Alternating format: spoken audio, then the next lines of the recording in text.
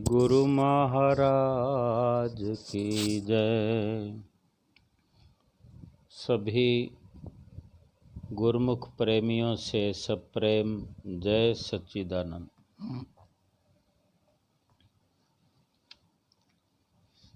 प्रेमियों, गुरुमुखों, ये जीवन जो है दुखों का घर भी है और ये जीवन सुख स्वरूप भी है।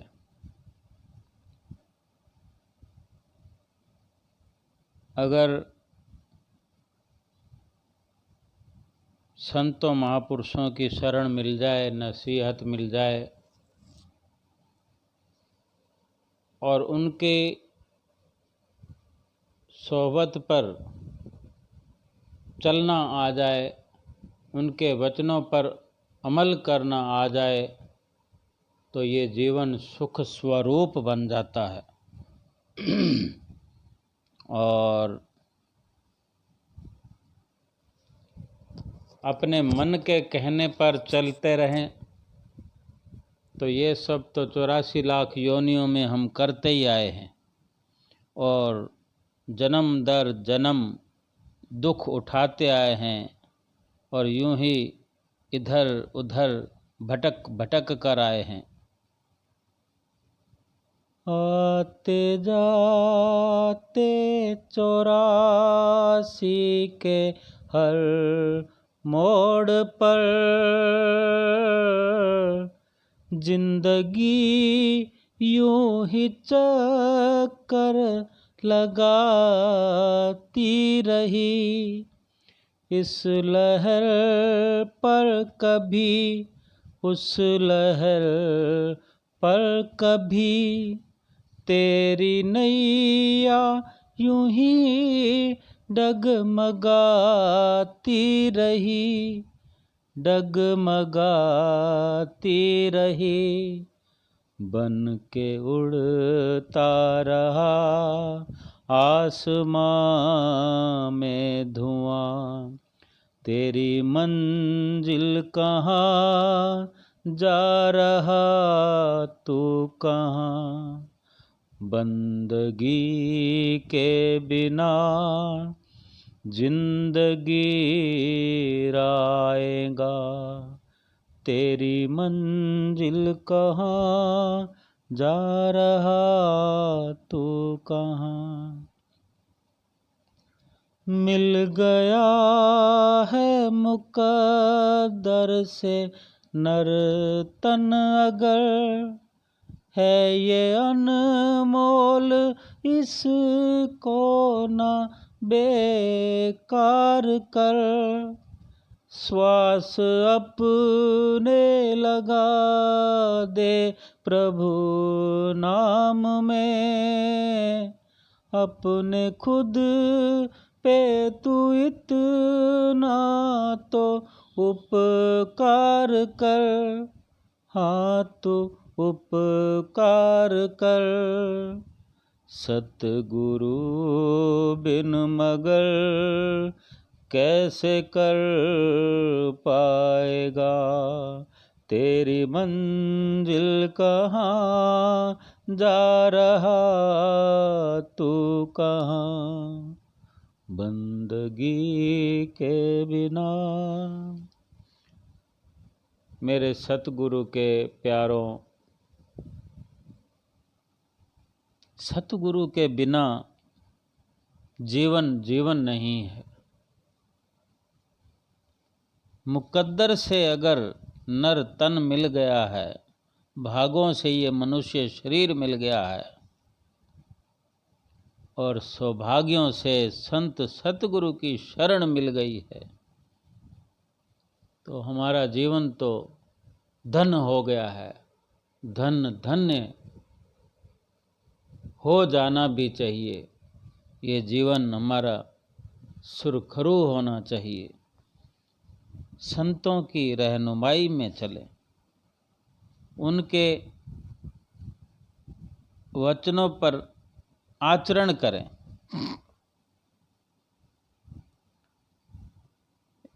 एक कथा है, परम संत कबीर साहब जी अपने समय में अपने नियम अनुसार नगर के बाहर जंगल में आश्रम बना के रहते थे।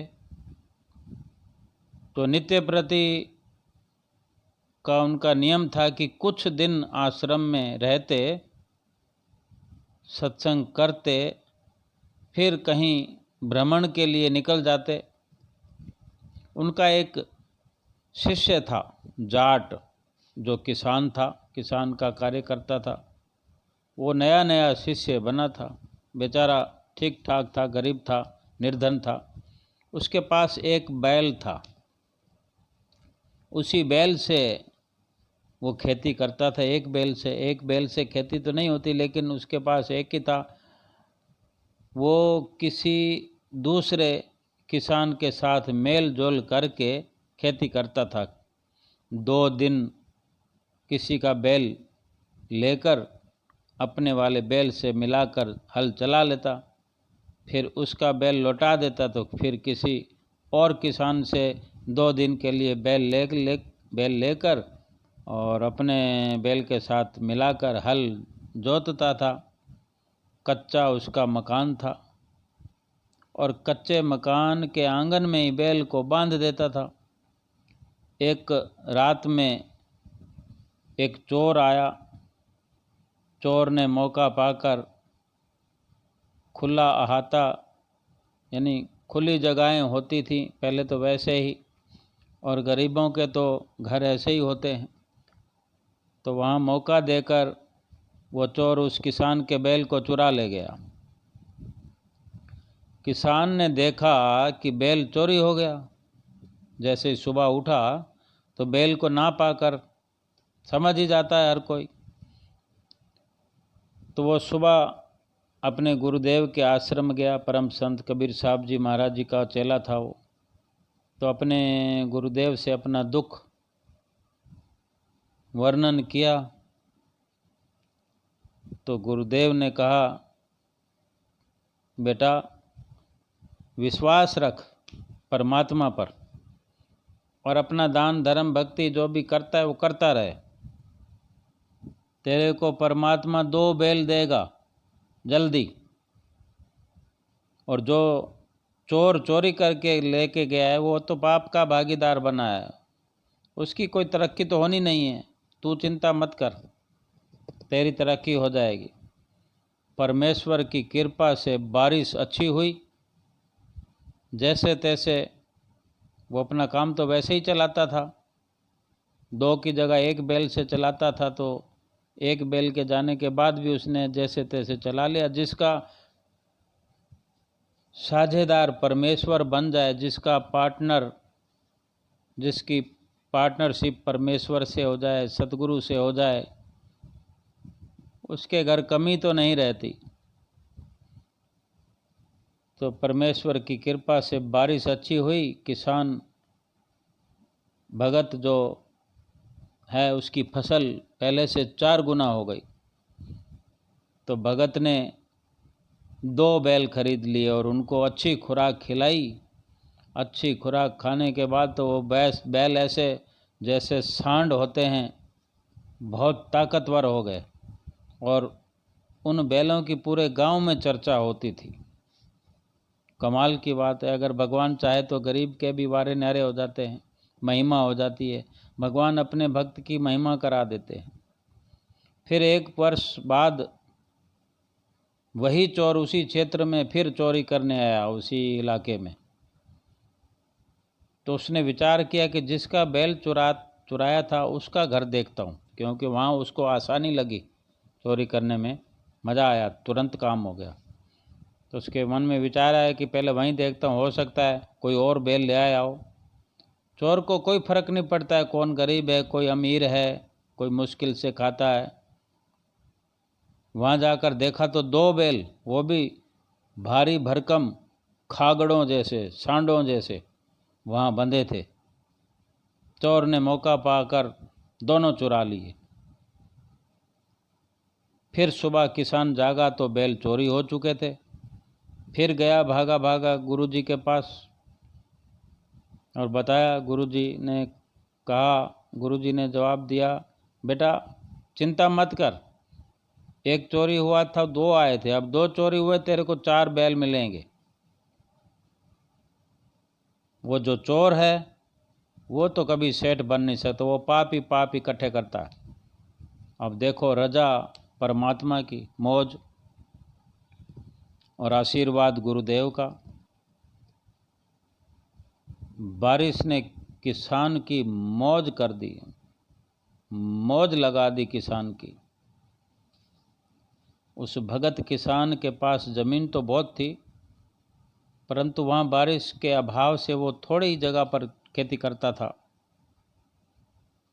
अब उसके दिन फिरे हुए थे, बारिश अच्छी हुई तो उस किसान ने दो बैल मोल ले लिए, 2 कर्ज पर लिए और खेती जो थी अधिक ज़मीन में कर दी और एक नौकर भी रख लिया, हाड़ी, जिसको हाड़ी कहते हैं, हाड़ी रखा। 1 साल में सारा कर्ज चुका दिया और बैल 2 के 4 हो गए। वो भी उसने खुराक खिला खिला कर सांड के जैसे कर लिए, 4 बैल ऐसे मोटे मोटे तगड़े तगड़े। और जो मकान कच्चा था, मकान भी उसने पक्का बना लिया, फर्स्ट क्लास। भगवान की कुदरत और सतगुरु का आशीर्वाद है। जिन पर गुरु की नज़र पड़ जाए उसके वारे न्यारे हो जाते हैं। अब देखो प्रभु की दया कृपा, वो जो चोर है वो 2 साल के बाद फिर उधर आया उसी इलाके में, और पहले उसी किसान की स्थिति देखने गया। चोर की हालत ख़राब थी, उसके घर सिर्फ 2 दिन का आटा बचा था। वो कितनी चोरियां करते हैं, कितने लोगों को लूटते हैं, लेकिन उनके घर में सब खाली रहता है, बरकत नहीं होती। तो उसने सोचा भी चलो उधर देखता हूँ किसान की क्या हालत है। वहाँ देखने गया तो क्या देखता है, मकान पक्का बना हुआ आलीशान, और उसके खुले जगह पर देखा 4 बैल सांड की तरह हट्टे कट्टे मोटे बैठे हुए हैं।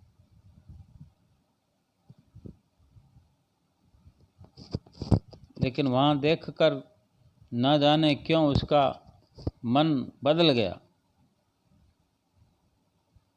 क्योंकि चोर की हालत खराब हो चुकी थी, चोरियां कर कर के थक गया था, और क्या मालूम किस्मत पलटा खा रही थी। तो उसने जाकर उस किसान भगत को जगा दिया नींद से। जैसे आधी रात का समय था, किसान भगत को जगाया तो किसान बोला, कौन हो भाई आप? तो चोर कहता, मैं चोर हूँ, मैं वो चोर हूँ जिसने तेरे 3 बैल चुराए थे। तो किसान बोला, भाई मेरी नींद खराब न कर, तू जा, तू अपना काम कर, परमात्मा अपना कर रहा है। उसको क्या करना है चोर से, जब उसको डबल मिलता है। 1 चुराया जाता है तो 2 मिलते हैं, 2 चुराया जाता है तो 4 मिलते हैं। उस पर तो कमाल का कमाल होते चला जा रहा है। वो कहते, तुम जाओ, मुझे सोने दो। चोर हैरान हो गया कि मैं कह रहा हूँ मैं चोर हूँ और ये मुझे पकड़ता भी नहीं, कोई दुख भी नहीं बनाता, मेरे को डांटता भी नहीं। तो उस चोर ने उस किसान भगत के पैर पकड़ लिए और बोला, हे देवता, मेरे से अब चोरी हो नहीं रही, मैं चोरी कर नहीं पा रहा हूँ, आया तो हूँ। एक बात बता, आपका चोर आपके सामने खड़ा है, आप पकड़ भी नहीं रहे हो। हे भाई, तेरा 1 बैल मैंने चुराया, तेरे घर दूसरे साल 2 बैल मोटे तकड़े बंधे हुए थे, वो भी मैं चुरा के ले गया। आज 2 साल अब बाद आपके आंगन में 4 बैल सांड की तरह बंधे हुए हैं, और मेरा जो है सर्वनाश हो रहा है, मेरे बच्चे भूखे रहते हैं, मुझे मार चाहे छोड़, जो सज़ा देनी दे, पर मुझे बता कि तेरी तरक्की का राज क्या है। तेरे घर में चोरी हो रही है फिर भी तेरा माल 4 गुना हो रहा है। मैं भी जाट हूँ तेरी तरह, किसान हूँ, ज़मीन भी है, लेकिन गरीबी बेअंत है। भक्त किसान ने उसको कहा कि आप स्नान करो, खाना खाओ, फिर बात करते हैं। चोर ने वैसा ही किया। फिर उसको खाना वगैरह खिलाकर फिर भक्त जो है उस चोर को आश्रम में ले गया। अपने गुरुदेव से जाकर सारी घटना बताई। गुरुदेव ने चोर को समझाया।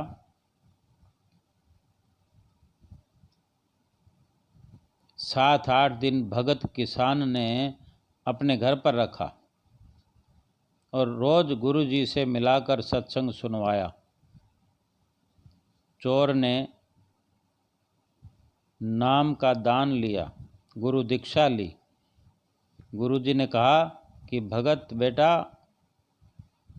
अपने पहले वाले किसान भगत को कहा, जब उस चोर ने दीक्षा ले ली तो पहले वाले भगत को कहा कि बेटा इसको एक बैल उधार दे दे। वो 3 बैल उसके चुरा चुका है, फिर भी उसको एक बैल उधार दिलवा दिया कि इसको एक बैल उधार दे दे, ये खेती करेगा, तेरे पैसे लौटा देगा। भगत ने कहा ठीक है गुरुजी। उस भगत किसान ने चोर भगत को एक बैल दे दिया। अब नया भगत जो बना है, अब उसको चोर कहना ठीक नहीं है, नया भगत जो बना है वो हर बार सत्संग में आता था,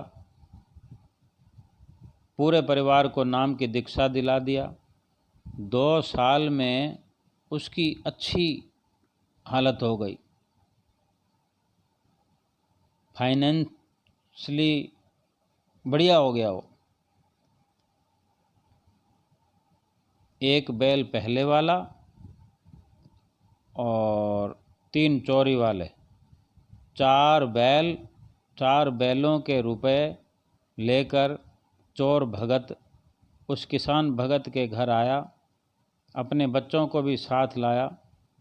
किसान भगत से उस चोर भगत ने सब पैसे देकर कहा कि मुझे क्षमा करना, आपका उपकार मेरी 7 पीढ़ी भी नहीं उतार पाएगी।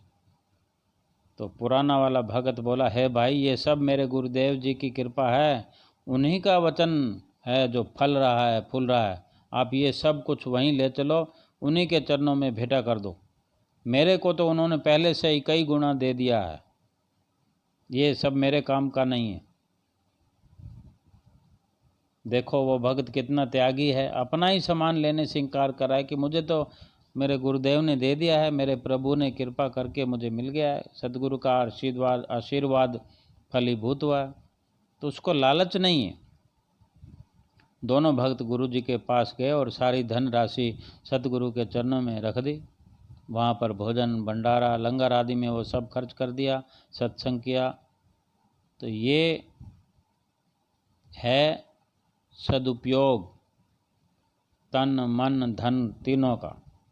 मन अच्छा बन गया, तन भी सुंदर हो गया और धन भी फलने फूलने लगा। क्योंकि भगत जो है वास्तव में अनन्य भक्ति सदा फलती फूलती है। अनन्य भक्त होना जरूरी है, होना चाहिए। अनन्य भक्त बनना चाहिए कि उस पर सतगुरु नाज करे, सतगुरु की प्रसन्नता बनी रहे, भगत के अंदर त्याग हो, दया हो।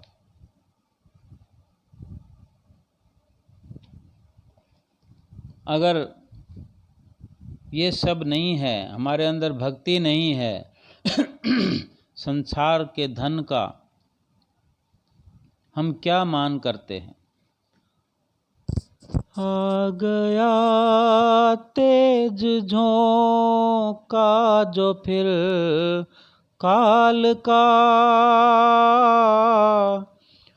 फूल पत्ते हवा में बिखर जाएंगे, वक्त के सतगुरु से न परिचय हुआ, फिर वही भोग आके तड़ पाएंगे, आके तड़ पाएंगे। बिन गुरु की कृपा कब मिटे वासना, तेरी मंजिल कहाँ, जा रहा तू कहाँ। बंदगी के बिना तोड़ कर सुरती की डोर तू संसार से, सतगुरु के शब्द ध्यान में जोड़ दे, बैठ संगत में आके घड़ी दो घड़ी, गुरुमति सीख ले, मनमति छोड़ दे, मनमति छोड़ दे। पाएगा फिर कहाँ ऐसा सुंदर समा, तेरी मंजिल कहाँ, जा रहा तू कहाँ। बंदगी के बिना जिंदगी राएगा, बंदगी के बिना जिंदगी राएगा। भजन बंदगी के बिना जिंदगी बेकार है, बेकार है, बेकार है। सतगुरु के कहने पर चलो तो बेड़ा पार है, पार है, पार है। बोलो जयकारा बोल मेरे श्री गुरु महाराज की जय।